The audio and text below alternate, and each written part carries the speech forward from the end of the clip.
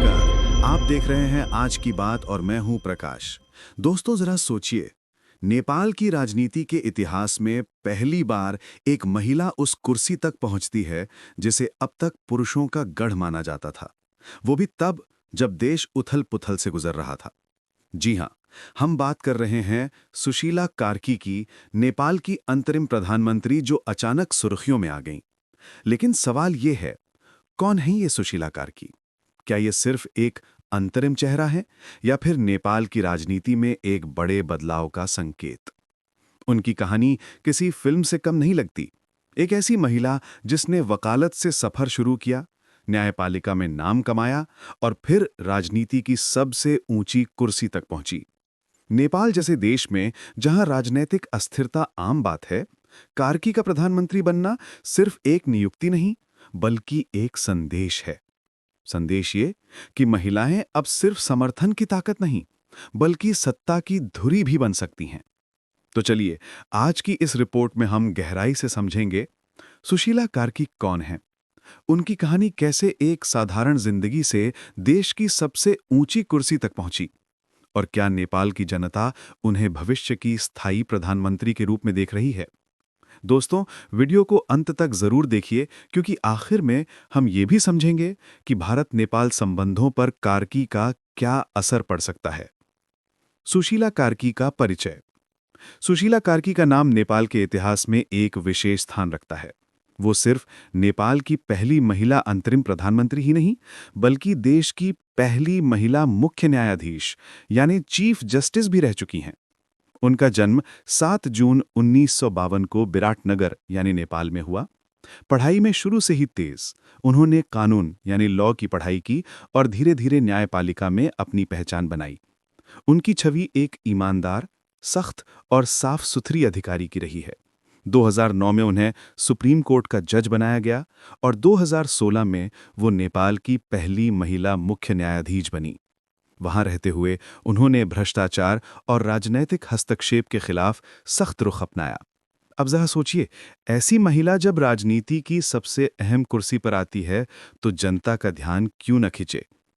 आज वो अंतरिम प्रधानमंत्री बनी हैं, लेकिन उनकी छवि सिर्फ अस्थायी नेता की नहीं, बल्कि एक मजबूत महिला नेतृत्व की बन रही है। नेपाल के राजनीतिक विशेषज्ञ मानते हैं कि कार्की का प्रधानमंत्री बनना देश में एक मील का पत्थर है। इससे महिला सशक्तिकरण को बल मिलेगा और राजनीति में नई सोच की नींव रखी जाएगी।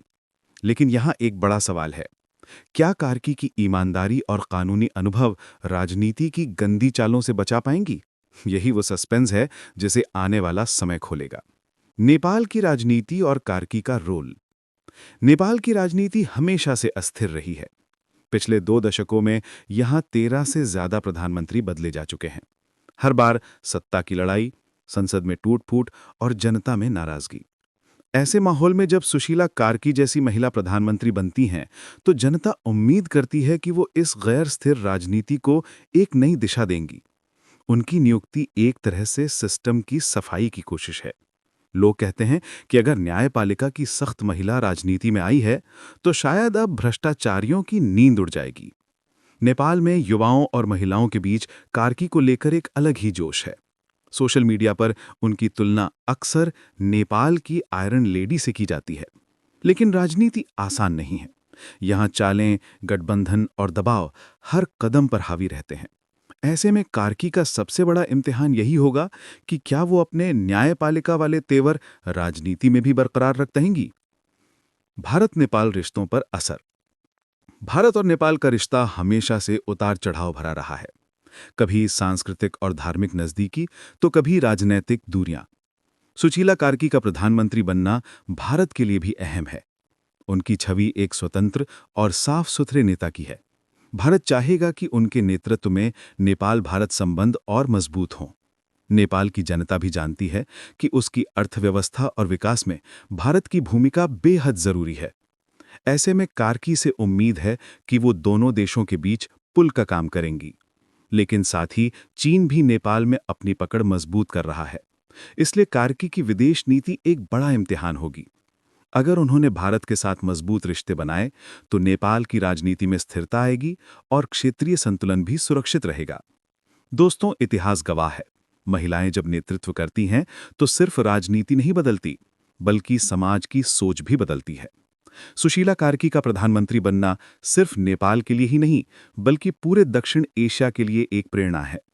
यह उस सोच का प्रतीक है कि अब सत्ता के दरवाजे सिर्फ पुरुषों के लिए नहीं, बल्कि महिलाओं के लिए भी पूरी तरह खुल चुके हैं।